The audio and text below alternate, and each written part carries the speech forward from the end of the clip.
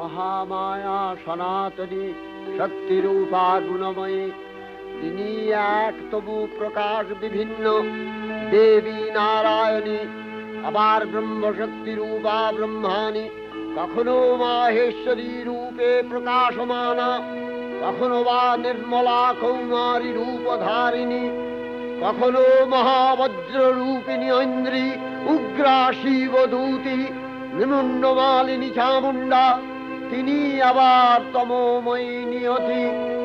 এই সর্বপ্রকাশমানা মহাশক্তি পরমা প্রকৃতির আবির্ভাব হবে সপ্তলোক তাই আনন্দমগ্ন।